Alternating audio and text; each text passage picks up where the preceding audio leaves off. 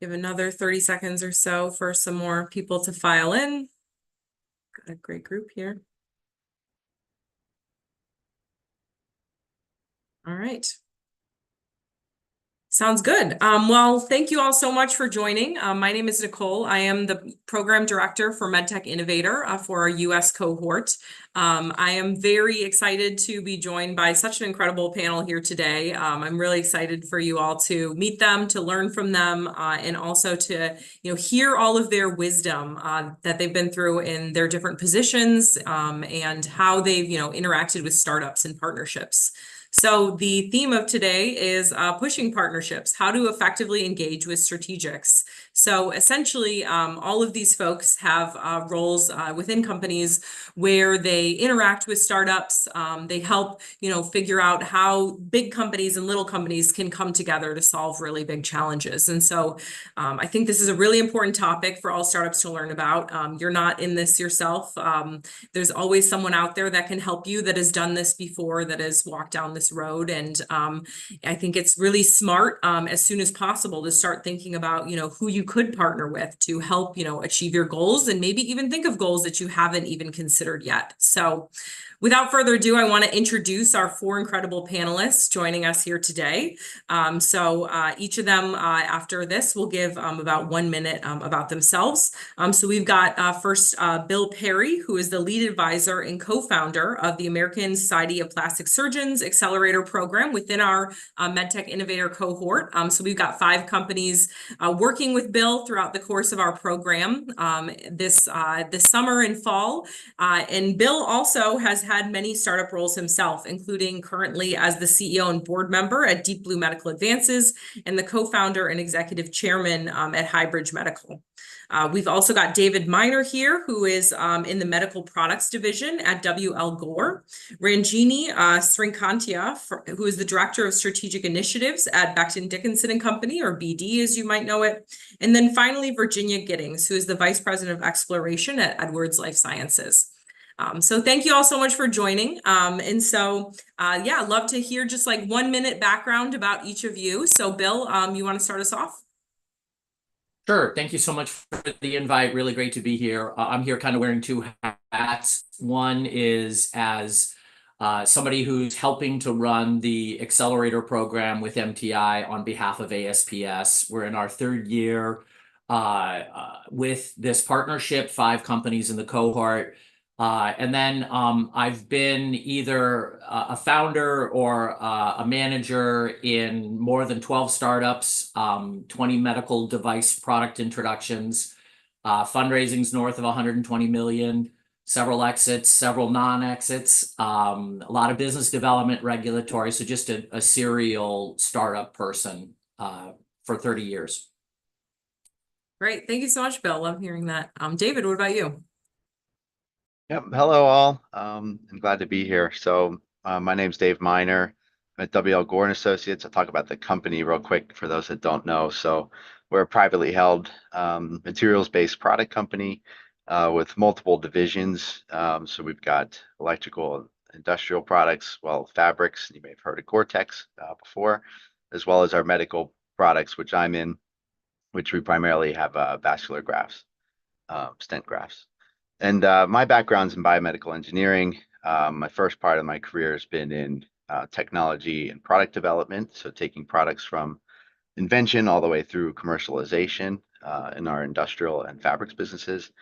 Past 7 years or so, I've been in the medical products, primarily focused on new growth and technology development, and past several years have been responsible for our non-iterative growth projects and opportunities. Which could include and does include some internal developments as well as partnerships, M&A, and distribution agreements, things like that. Oh, sounds like a great background. Thanks, Dave. As a fellow biomedical engineer myself, excited to see that career pathway for you. All right, Ranjini. Hi, everyone. My name is Ranjini Srikantia. I'm from BD, Becton Dickinson. And I am an electrical engineer by training, but then went to get my MBA and have spent the past 20 plus years in medtech. First at Stryker Orthopedics, where I had the opportunity to develop and launch products that were specifically designed and developed for the Japanese population in the joint replacement space. And then came to BD about 14 years ago. And I've had a lot of different roles, from commercial launch and marketing of a new product all the way to where I am today in strategic initiatives, really looking at different ways that we innovate in the medication delivery space. BD overall is one of the largest medtech companies. We have about 70,000 associates worldwide and make 34 billion devices annually. So a lot of things churning out of our manufacturing plants every second, all dedicated to the discovery, diagnosis, and delivery of care. So 3 big areas that we're focused on from those pillars. And then in looking at new innovation, we really have our eyes on some of the trends that are shaping healthcare related to how and where care is delivered, how connected we are with ecosystems that are involved in healthcare delivery, and also the management of chronic disease, because as we all continue to have longer lifespans, that management of chronic disease comes to the top, at the forefront. So we invite people who have startup ideas or companies who are in any of these priority spaces to speak with us. Thank you so much, Ranjini. Very impactful work that BD is doing all across the sector. So excited to see some of our startups also being mentored by you guys, part of that. All right. And then last but certainly not least, we've got Virginia. Well, thank you, Nicole, and it's great to be here with this group and be in front of the MedTech innovator community. I'm Virginia Giddings. I'll just start with myself and then move on to Edwards. I head up a function at Edwards called Exploration.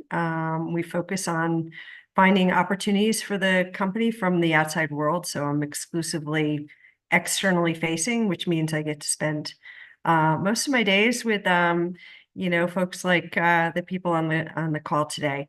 My training is I have my PhD in mechanical engineering, and I've spent like many years in the business, so to speak, where Bill was a serial startup guy, I guess is how you characterize yourself, Bill. A little bit more of a serial big company person. So I've been with J&J, I've been with Abbott, I was with Stryker, and now I'm with Edwards with a couple of small companies mixed in between in a variety of R&D leadership roles or business development, business strategy kinds of roles. For those of you not familiar with Edwards, Edwards is a structural heart company. So what I'd like to say about Edwards is where other companies, and sort of, pick any from the list of companies I've worked for, have gone broad medtech companies. Edwards has gone deep, and we've gone deep in structural heart. We're known for valves, for cardiovascular valves, but we also play in the monitoring space, at least through the end of the year until we exit that business, selling it off to BD. Well, I guess there's nothing more to say. Let's just, Nicole, I'll turn it back to you and we can get into it. Perfect. Thank you so much, Virginia. Great background. I actually had no idea you had a PhD, so I should just call you Dr. Giddings during this. I know those of us with PhDs don't always love that. I saw actually a funny joke recently, like whenever you're on a plane and like they're like, oh, like we need a doctor. And so and someone was like, oh, well, you don't need me, but if you and then someone was like, oh, well, we need an abstract to get down to 50 words. Okay, I got you. I'm your person. Very niche expertise. So great. Lovely panel. So excited to have all of you guys. Extremely diverse background, just personally and within your companies. So really excited to have you guys talk about some of this. So Bill, we're going to start off with you with our first question. So you've been working with the MTI program for a few years. You've co-founded multiple startups. Maybe you could walk us through some of your thinking and strategy when it comes to partnerships. Like, who did you seek out in these startups, and when did you seek them out? Yep, great. Thanks so much for that. So from a strategy, obviously, I'm just going to hit summaries and try to keep this short. But basically, I think the first thing is to always start with the end game in mind as best as you can see it at the earliest stages. I mean, this is almost always an exit, and you need to plan out optionality at each potential exit window so that if you don't exit, you've got plan B and C. Identify these target windows and know where you're going. Also, of course, identify who are the targeted exit partners, who are your A, B, and C targets, domestic, international. Generate that list from the earliest stages and start cultivating, knowledge and people that you can network through. I think when is always a big question. And I used to actually go out, I think, a little too early.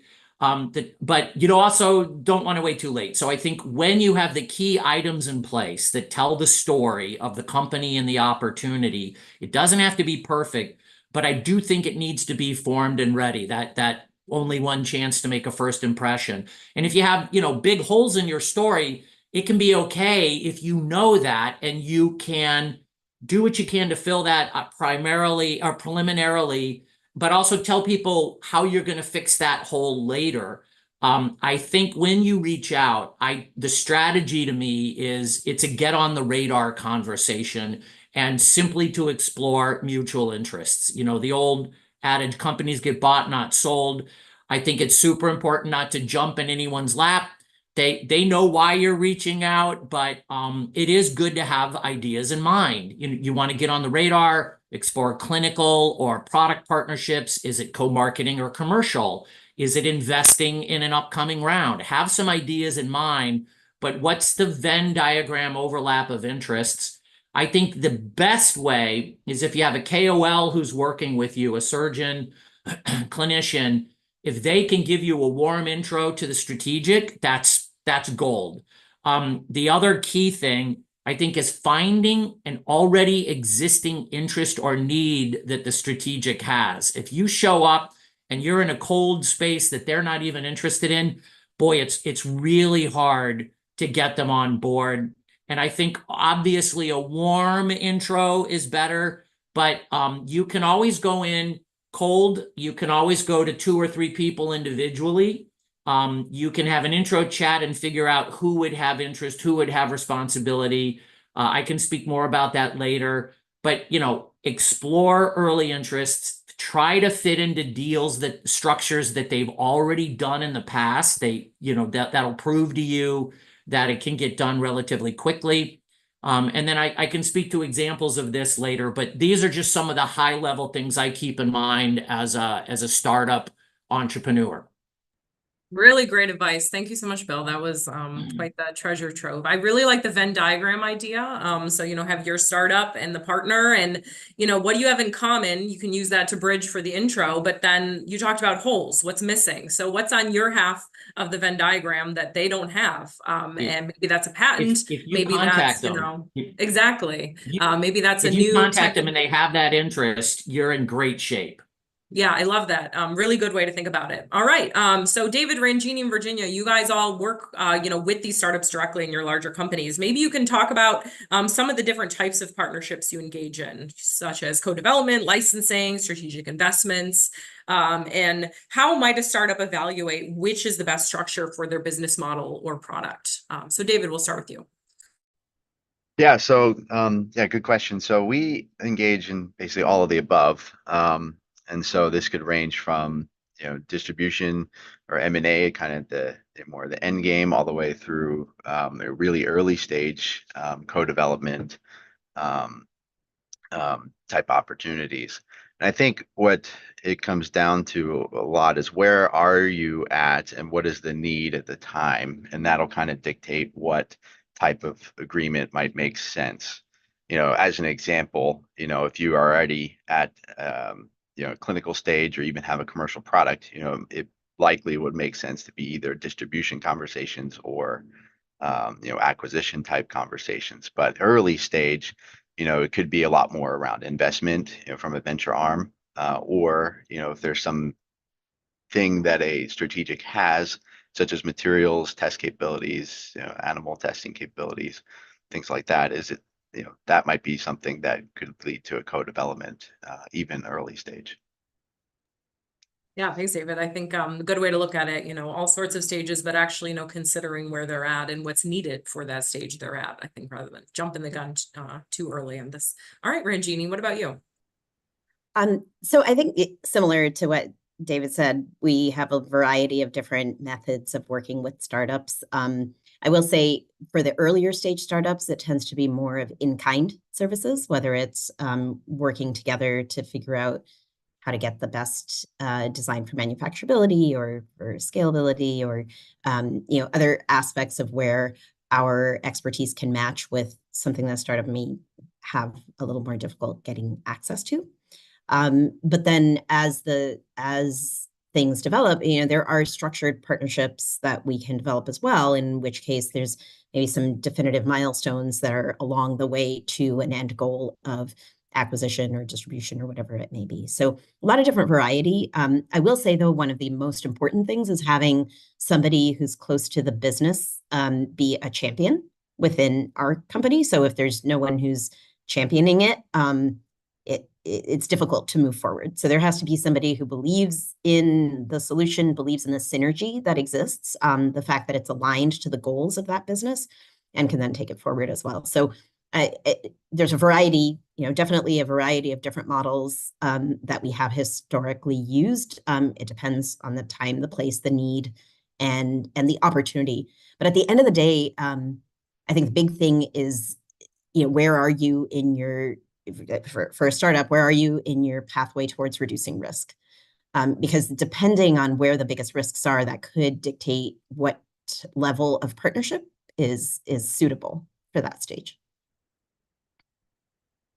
So really important. And I'm glad that we've talked about, not one size partnership fitting all. I think there's so many ways to look at this. And I think a lot of startups kind of want to go into partnership saying like, okay, this is, the agreement that we're going to put together. Let's just, change some of the phrasing. But, so many different ways this can look like. And I think important to de-risk as well. All right, Virginia, what about you? Yeah, I mean, I feel like I hear this question a lot, and I have a similar response to Regini and David, and maybe that's the message here to the startups, that there's not like any one formula, and most strategics are willing to work with you to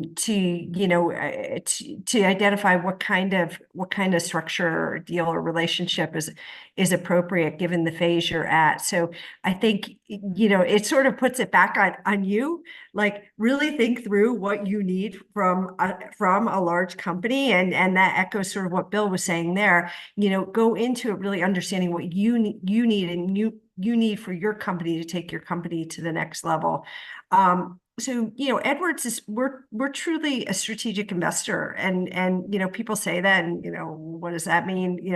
It means that the way we think about is investing is that we invest because ultimately we see how a technology could fit with a future business, and that's one of my roles in the organization, is to identify those promising technologies that could be really attractive for us to form a new business around. So when we see an idea or entrepreneur or a company at whatever phase of where they are, where we think like, hey, there's really something there that they're onto something, and it could be a strategic match for how we're thinking about a new business, then we want to do what we can to help that company to succeed and move to the next level. So that's sort of how we think about it. And if that happens to be in the seed stage, we may or may not be the right company support, whatever, to be able to help take that company to the next level. But we're very open to having the discussion and to be thought partners with them in terms of how they could. So oftentimes, I'll talk to companies very early on, and it might not be the right time for the investment, but it may be the right time to get some like strategic thoughts, input, to hear it to build a relationship with a big company. And then, so what I see is, sort of early on, these relationship building kinds of discussions, and there's a lot of value to that.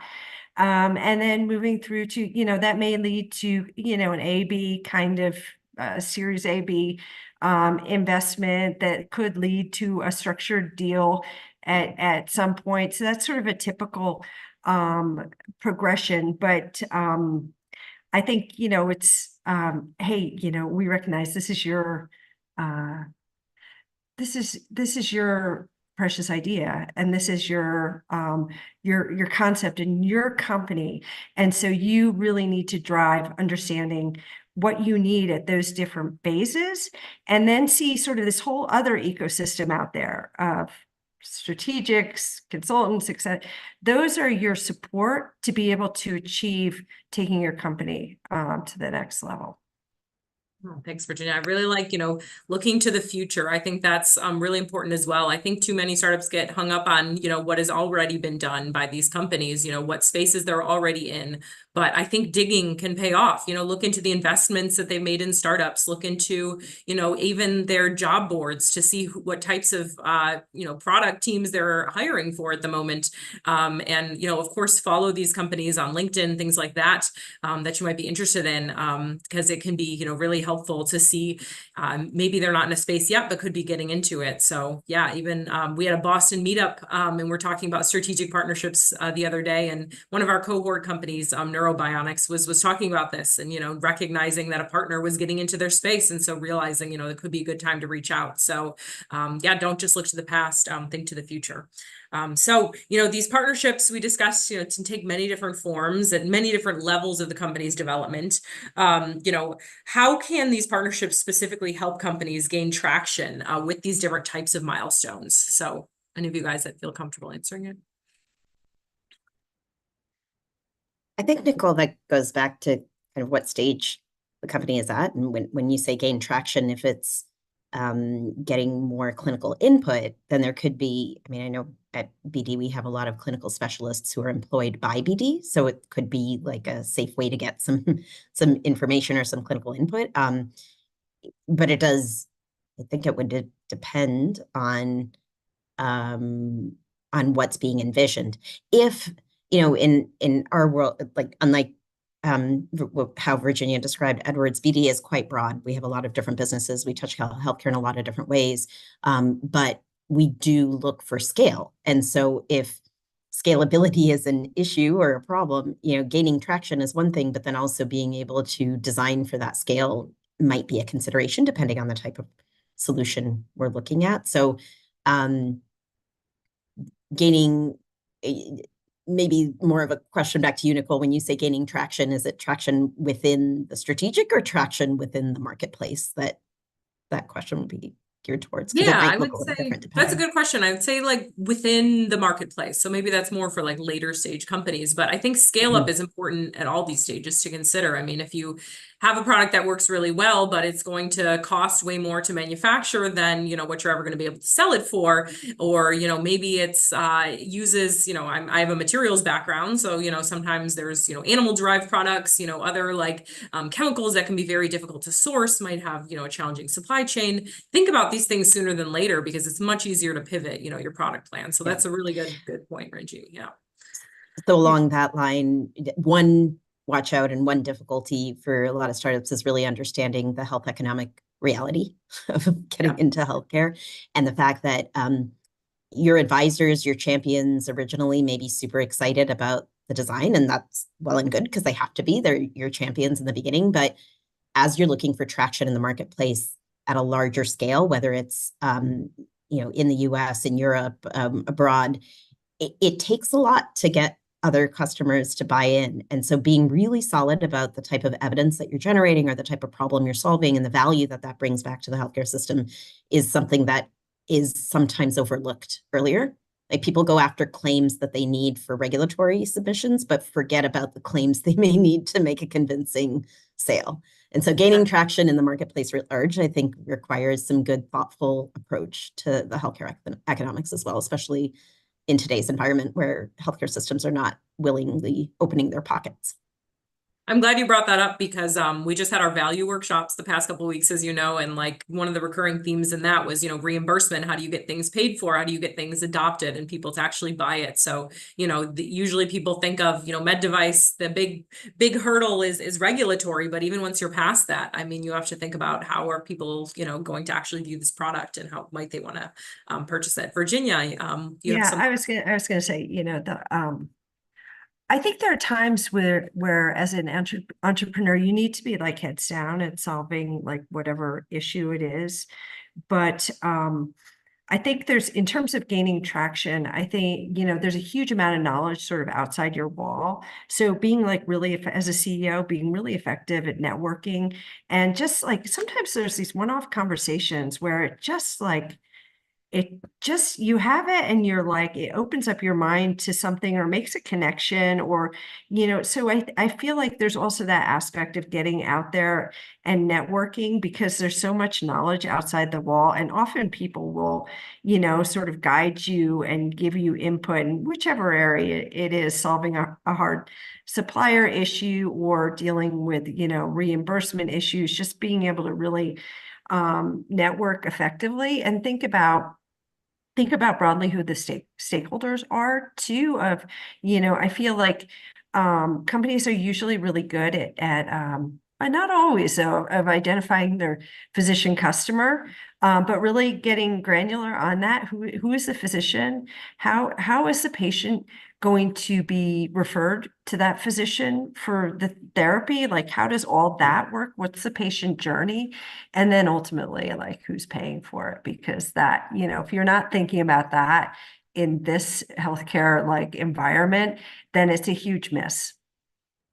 Yeah, I'm glad you emphasized that as well. We always got to think about, end game, who's going to be buying this business at the end of the day? How do you make it viable? Bill, you got some thoughts on this as well, and David? Go ahead, David. Sure. Yeah. So I was just going to say that, something that I talk about when thinking about this is line of sight. You want to be able to have that line all the way to the end, right, of how this is going to happen, whether that's from manufacturing, regulatory, the different aspects of the product. The more realistic and tangible those look, even though you haven't done it yet, but you could paint that picture and that map on each of those, then the perceived risk is lower and the more excitement goes up in terms of this is a real potential. The more ambiguous or oh, this is going to be some very new novel way of manufacturing something, that is something where okay, the risk level goes up. We got to really consider that more, or the less answers there are to those type of questions, the harder it is to gain traction in terms of either investment or in the marketplace. But yeah, just line of sight is something that I think is helpful, painting that picture. Yeah, looking ahead, seeing what's next. Yeah, Bill. Yeah, coming at it from the startup's point of view, I guess I'm reiterating what David just said and sort of what I started with. The end game is critical. I actually have not had much success reaching out to big companies trying to accomplish a specific milestone because that's my problem. That's not their problem. And what I have had success with is building relationships where a deal happens, just hate to say it, on the second or third go round. So I'll have a chat, I'll get on the radar, they'll know about us, we explore mutual interests, there's no overlap. We're too early, we're too late, we're not in their space, whatever. Like, then you'll have a conversation where they go, oh my God, we need a new breast scaffold. And you just are bringing us one. That is so interesting. Honestly, that pre-existing interest is the gold that I'm always looking for. And then I'll explore, okay, what are the type of deals that could work that we can date before we get married? And you need that champion. And if you have even an easier, smaller deal that starts the process with the champion to build consensus within the team, that leads to that investment, that leads to M&A 2 years later, because it takes a long time to socialize something, reduce risk, and convince the people there it's not a career-killing move to work with you or to buy you. Yeah, looking at risk again, looking ahead, what's, how do you actually make this argument? I think you had a really good point, Bill, where like you have to sell them on this. Like this isn't their problem, this is your problem. And what do they get out of it at the end of the day by helping you with this problem? So, they say any partnership is a two-way street. And, David, you even talked about like line of sight, looking ahead. Think of this as a two-way street. You're both looking ahead at what each other is going to be doing in the next few years. And how can you align without crashing, so to say? And so what are some benefits that you guys have seen actually come to the strategic partners and come to the startups in both situations? David, yeah. I can talk about that. So, that just as an example, maybe early on, right, in an early development, as a strategic, we may be interested in a space, but we aren't necessarily in it, might be adjacent, but we're not super aware of the technologies or what, the status of those are. So we may actually be interested in partnering with an early stage company that's in that space, a space of our interest. And at the same time, we might have some things to leverage that are beneficial to the startup, whether that's, some capabilities that we have from our materials or testing or things of that nature, or just, our experience in taking things all the way through commercialization, anticipating, things ahead that'll be on the doorstep. So that's just an example in the early stage, at least. Yeah, it's great. Great example. Ranjini, what about you? Some mutual benefits you've seen? I think, as a startup company, you all can move in a way more agile way than I think a large strategic can sometimes. And it's beneficial, at least from my perspective, just understanding a new area that maybe we haven't dug into. It's an adjacency, but maybe not one that's come to the top of the priority list. Just as you may be out there trying to gain priority among venture capitalists for funding, I think internally, at least in our company, we're all jockeying for position to get different projects funded because the funds are not unlimited. And so just because an idea may be attractive, but just not at the top of the list. And so it's advantageous and really mutually beneficial, I think, to explore some spaces together. There are a lot of problems to solve in healthcare, and I don't think any one company or person can do it alone. So being able to have that type of a benefit in working with a company that's 100% dedicated to solving one aspect that maybe we haven't looked into as deeply, I think it's really eye-opening. It's advantageous. It's an opportunity to explore together and to really craft those value props that are meaningful. And then that generates excitement back on our side to say, hey, wow, there's something really here. We should definitely keep an eye on the space or continue a partnership and a relationship. And I think one thing, just echoing what Bill was saying before, is that these partnerships can be long, especially if we start it early, like when the startup is in an early stage. It's really not in either company's benefit to move too early, but there's advantage to having a relationship, because then as things progress, as certain milestones get achieved, that relationship is already there to open the dialogue and to have a more like a conversation more aligned with whatever that end goal is. So I find it incredibly rewarding, very beneficial having the conversations. I would also say don't be upset if we say no. Sometimes it's just not as near to us right now, and maybe it's after achieving a certain milestone that we would love to have a conversation again. But it's not like I don't feel bad if that happens. It's just there are priorities that everyone has to establish. I like that mindset, and hopefully our founders are used to people saying no to them by this point, but don't burn your bridges, or as my husband likes to say, we'll burn that bridge when we get to it. So always keep the channels open. And I love too the idea of new problems. Maybe there's something that you haven't even thought about yet, or would it make sense normally as part of your core product, but from an R&D perspective could be really interesting to the partner to explore. Maybe you have a device that could be useful for drug delivery of different therapeutic, and you want to partner with a therapeutic company to look into that. Things like that, I think really great unexplored territory. Virginia, what about you? Yeah, I was going to say, the end goal, as I said before, is like, to add a technology to our portfolio. So the benefit is there, you build a relationship early on, and potentially it's, a company that could acquire you. So that's sort of the end goal. But early on, it's very similar to what David and Ranjini was saying. It's for us, we talk a lot about when we're making early stage investments. If we make this investment, What can we learn? Because there's always time for an exit, like down the road. But if we're investing early on, it's more about how can we take this journey with this company to be able to learn something new that we didn't know about a new space. Because for me, the kinds of investments that we would make within my part of Edwards would be towards, well, I guess you'd call it like more sort of white space. It's not adjacencies. It's really like whole new spaces. So we would be interested in being in it with these companies early on to be able to learn.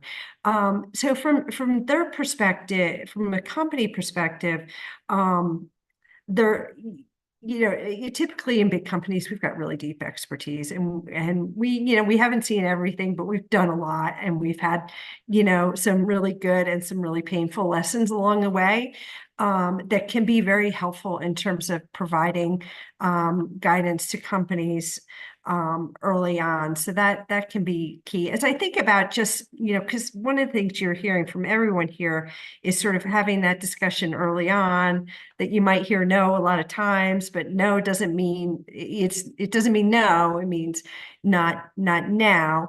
And so one of the things I try to think of about anytime I interact with an outside partner is I'm often like, I'm always learning something from all of you. I always learn something from these interactions. So I feel that I have to identify ways that I can also give back because I'm learning something. I want the company to walk away having, some kind of input. So I really do try to, and there's a framework that we have to do it in. I mean, we can't share everything about our business but I really do try to, if there's some kind of guidance that I can give a company, if it's just like input on, hey, refine your pitch. Like, I really think it would benefit you to strengthen the part of like the customer need part of your pitch, or maybe you should think about this, or in the past over my career, I've seen devices like this fail in this kind of way. Are you aware of that? So I'll always really try to think like, okay, I have my obligation to my employer and to Edwards, and but also how can I give back, and how can Edwards give back to help these companies sort of in the spirit of being a good ecosystem partner. I love that attitude. And so you all are mentors too, our startups. And I think that's an important thing to realize in mentorship is often, mentees can be afraid of reaching out or, not sure, what the mentor is getting out of it. But I think realizing all of these ways that mentorship, does benefit both parties is so important, even, from inspiration to innovation, thinking in new ways, helping you rethink current problems in your existing job as well, I think are so important. Yeah, and Nicole, you may be getting to this later, so sorry if I jumped the gun, but I feel like it's important to say that a lot of companies hesitate to talk to strategics. Hesitate because they're concerned about confidentiality. And I don't want to minimize those concerns. Like, I think you should cover your IP as thoroughly and as quickly as you can. There are times where maybe it's not in your best interest to reach out to strategics, but I would just really urge you to find those ways where you can form that outside connection earlier rather than later, sharing information that you feel comfortable that you've protected your rights, because you can benefit so much from having these outside conversations. Yeah, exactly. Can I add something to that, Nicole? Yeah. Just on what Virginia said, absolutely correct in terms of the two-way street and both giving and getting at the same time. One thing that may not work sometimes is if you are earlier stage and wanting to have those conversations is to reach out to the M&A team. The M&A team is looking, at least in our world, looking more for those fully baked, ready to sell. I want to have a transaction type of deals, as opposed to tapping into folks that are in the business or going through a program such as MedTech Innovator that gets more of that mentorship opportunity. So depending on where you are in your journey, there may be different avenues and different roles to tap into, because I know from our team's side, at least our biz dev partners are amazing and fantastic and definitely have closed a lot of good deals, but they'll be looking for something different than maybe what an earlier stage startup is able to offer. Great advice, and really good segue into our next section of questions, which is about engaging and how do you go about engaging? Now that we know, it's not necessarily so scary. There's a lot of things that the partners get out of it. Bill, we'll start with you. How would you engage with a medical society? So you're part of ASPS, give that as an example. How might someone approach ASPS? I wish younger Bill knew what Bill today knows, because I think medical specialty societies are an untapped resource. And I in all these previous companies, I never went out to them. And now that I'm, for the last 5 years, have been sort of on the inside, ASPS, any medical specialty society, has very clear mission statements that usually align with innovative companies to a shocking degree. They want to support their surgeon members or clinician members. They want to solve patient problems. They want to foster innovation. It's often part of the mission statement. So the ways to engage are pretty straightforward. The best way to engage is to contact a surgeon, hopefully a KOL, but even not, that's a member of the society, and have the member of the society give you a warm introduction, because the medical society's goal is to meet the needs of its members. And so it's a member saying, hey, I'm working with this cool company, or I founded a cool company, or I'm an advisor to a cool company, or I love this new product. That is, again, that's like a warm intro from a KOL to BD or to Edwards, right? Where they go, oh, we love this guy. He loves this, transitive law, right? So I think the second big thing is have specific asks in mind. Don't I contact strategics just to get on their radar, because they're going to want to know about me and I'm going to want to know what their interests are. That's not a medical society. Medical societies are like, what do you want from me? How can I help you? And if you're like, I need to get referred to other KOLs, great. I need to structure a clinical study and I'd love the society's feedback, great. Those are things they can act on, delegate, and get off their to-do list. Then the third thing I would just say is trying again to meet their needs, not yours. Show them how you're solving an unmet need for surgeons or for patients, and this is why you should talk to me. Always, that's a great way to go. Wonderful advice. So warm intros, have your ask in mind, make sure you're meeting their needs. I think that's a solid way to approach this in general. David, so, for you, for, a larger company, what is some advice you'd give to a startup for trying to engage with you? Are there specific job titles that you might look for, specific things they should have prepared before the meeting? Any other advice you might have for that?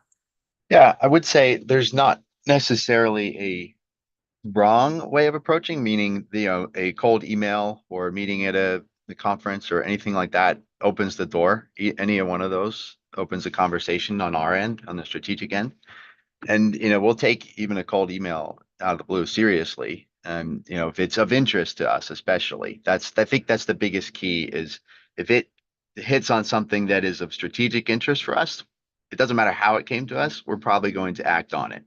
And that's something you may not, as a startup, know inherently. What's of strategic interest. You may be able to piece together some of that from what IP we might be filing, or what things we've been acquiring, or things we've been investing in, or products that we have currently can give you that picture to know if we might even be relevant.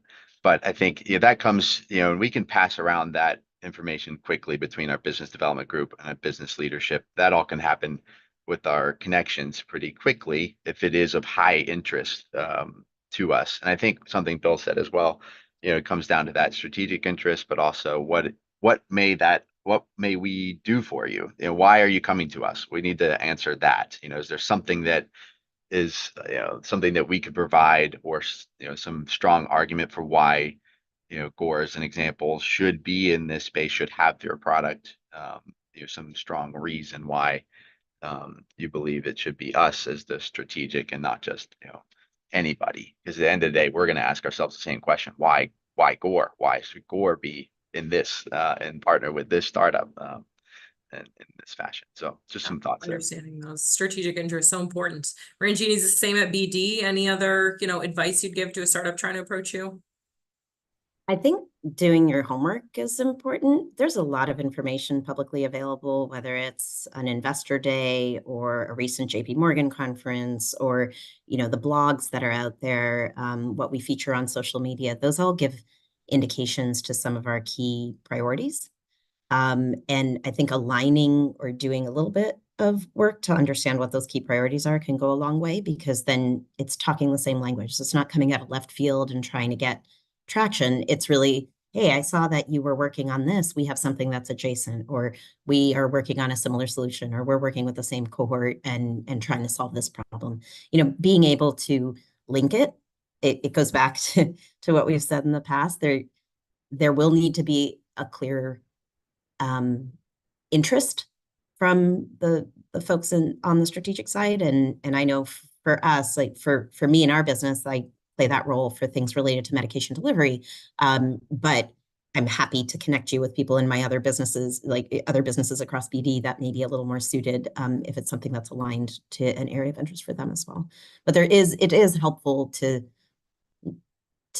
assess, where is your solution relative to some of the things that we're speaking about in terms of our priorities and our interests as well. Makes sense. And definitely makes me also think of, one of our cohort submitted questions actually, which is, there's often many stakeholders within a strategic partner. How do you move to get them aligned on evaluation of your technology? So Virginia, maybe you can take this as well. And if you have any other advice beyond what's been shared for approaching. Yeah, so I heard a couple of things from David and Ranjini that I really agree with. And number one, it's like knowing the strategy, like knowing what strategics might be interested in your technology. And then the other piece is like, there's not really a wrong place to start at a company. Edwards is almost 20,000 employees now, 19,000 employees. But still, like, sort of it feels like almost no matter who you email, it'll ultimately get to the right people. It's just maybe a little less direct. I mean, I think there's like a ask the CEO kind of button on our portal. And like, sometimes I get, hey, this person sent an email in to the CEO, and it's maybe not the most direct way, but it gets us. I think in terms of coordinating the internal various stakeholders, we may communicate a little bit more than you think we do, or that we may appear to from how you're seeing it. But typically, I'm in touch with my colleagues in the other business units. If I see a company that I think is a better match for one of our business units, I will pretty immediately hand it off to them and facilitate that introduction, that relationship. If you come in through our corporate development, which they are our transactional arm, so those are the guys and gals that actually do the deals. So chances are most of the startups that would fall within MedTech Innovator are just way too early for them to be taking the first look at, and they will quickly hand it off to us. So we're all in touch. We have various internal forums where we communicate. We try to get all lined up before we go to clinical or investor meetings, so that we're coordinated going into that. And then I think the different investor meetings can be a great way if you don't know how to connect with startups. And there's any number of them, and I'm not going to recommend one over the other. I mean, MedTech Innovator obviously is a fantastic organization. I'm a huge believer in, and there's other organizations that do similar, different kinds of, LSI is a huge sort of match making. You've got the Wilson meeting, you've got MedTech strategists. There's a number of forums, and typically the people from companies who go to those kinds of venues are the right people to be talking to. They're there to meet with companies. They're there considering investment. So I think in their company. So then if you meet like one business development person or one person at those kinds of conferences, they can, if they're not the right person in the organization, they can get you to the right person in the organization. That's so great to hear. You're making intros across the company and making sure people get in front of the right folks. Yeah, So for sure. encouraging for the startups, even if you don't know exactly who to approach, if they're a nice person and well connected, hopefully it'll get there eventually. So only got about 8 minutes left before our private cohort Q&A. So go through some of these last questions here. So we talked about the great things. What about some of the scary things? Startups are worried about sharing too much, getting involved with someone that's competing in their space, sharing the secret sauce. What are some aspects you should think about on a legal level? So let's take this one. Virginia, you want to take that? Yeah, I touched on this before, but I think, having your IP filed as quickly as you can, number one, is really important.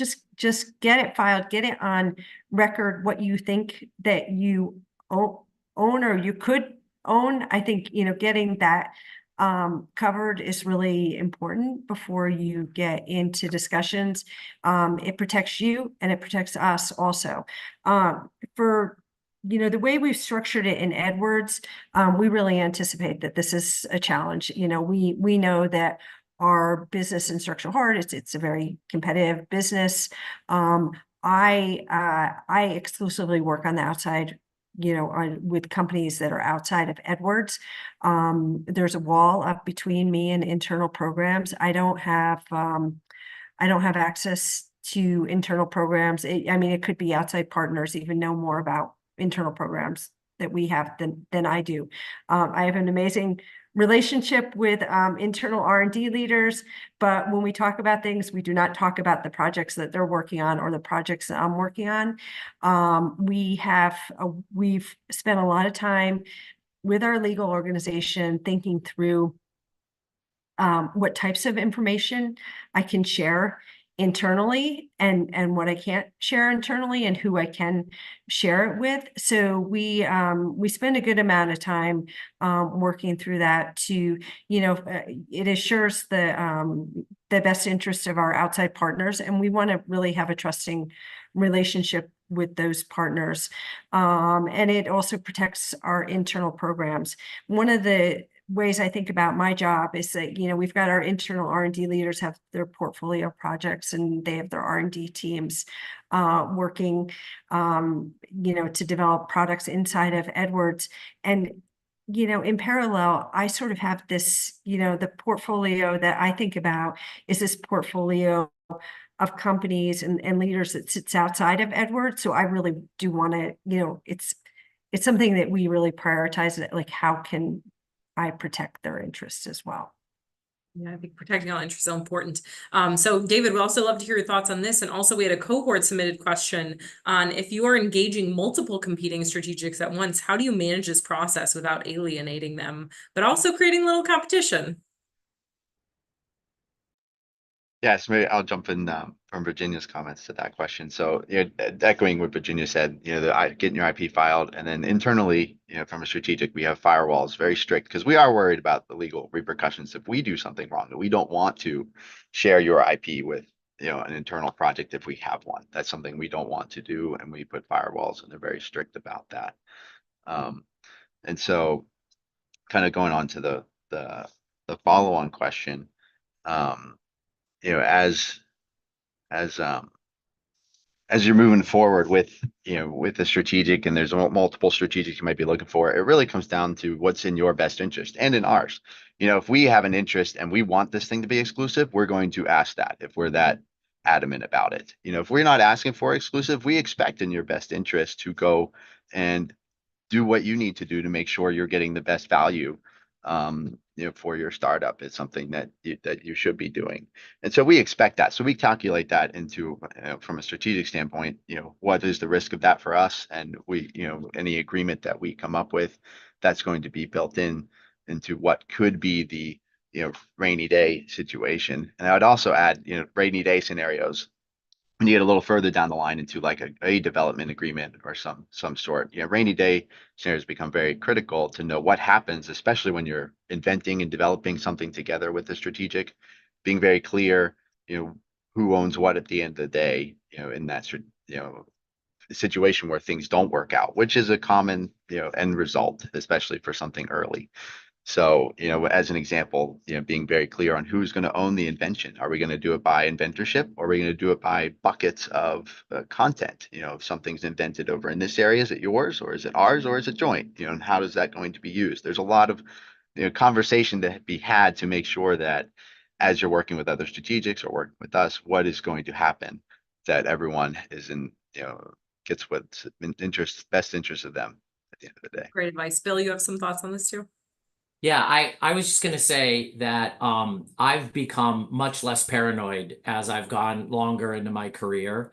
I started out, oh my God, this is so amazing. They're going to steal it. It's a lot for a big partner to pick up a project. It's a lot to start an internal project. And the only times that I've been burned was when somebody reached out to us and asked surprisingly probing specific questions. That's a red flag, but that doesn't happen that often. It's very rare. Actually, it's happened more with VCs. Twice I've had a VC reach out, express interest, ask very specific questions, go away and invest in a competitor, not strategics. These are VCs that were trolling. And so, but if you're reaching out to them, and you understand good hygiene in this area, IP, non-confidential, confidential, and trade secrets. I think that doesn't get spoken about enough. There's really core stuff you can keep to yourself until the last stages. I think it's better and easier to go out earlier and broader. And to the answer of how to manage multiple people, I had a great example here at Deep Blue. I'm talking to two companies that are direct competitors. I let them both know I'm talking to multiple people without mentioning names. Don't drop names. These people always talk to each other. They're much friendlier than you think that they are. And the thing that I realized, one guy at one company, I met with him at a medical conference, and the next day he went to another company, and I was negotiating term sheets with both of them. And I had not dropped either's name to the other, and thank God. And it was the greatest thing because this guy said, oh yeah, he's talking to other companies, including the company I just left. And I was like, you're not supposed to say that, So interesting to see, but I think people get too paranoid, frankly. Well, I think that's a great thing to, unless Ranjini, you have a closing comment on this? Yeah. I was just going to reiterate what Bill said about being honest. Like it doesn't do you any favors to hide stuff. If it's in your best interest as a company owner to be shopping yourself, then let it be that. That's fine, and give us whoever it is a fair shake. But I wouldn't hide anything. I don't think that goes well. And you may align with one strategic today, and maybe that'll continue, and maybe it won't. Maybe you'll be back knocking on the door tomorrow. So it's back to what you said before, Nicole, about don't burn bridges. Like we're all in this together. We all understand it. I think it's just being honest about where you are and what you're doing is important, and without violating confidentiality. I think that's exactly right. It's like talk to multiple parties. If that's in your best interest, you can let the parties know that you're talking to multiple partners. But what I would not do is try to leverage that to try to leverage it to get to a better deal or something. That feels like when we see that happening, that doesn't lead to sort of the best, most trusting kinds of relationships. And definitely do not mention the names. Oftentimes that is considered the company confidential material. So I would be really super careful about mentioning who you're talking to. Well, great notes to end on. I think, some closing advice of, being honest, doing your homework. I think, that pretty much sums it up, and don't be afraid, of course. I think a lot of these partners want to help you. They get a lot out of these relationships, and you heard many examples of this today. So with that, I think we'll close off the public portion of this. So the live stream and the recording. Thank you so much to everyone who tuned in, and massive thank you to our incredible panelists, Bill, David, Ranjini, and Virginia. Thank you so much for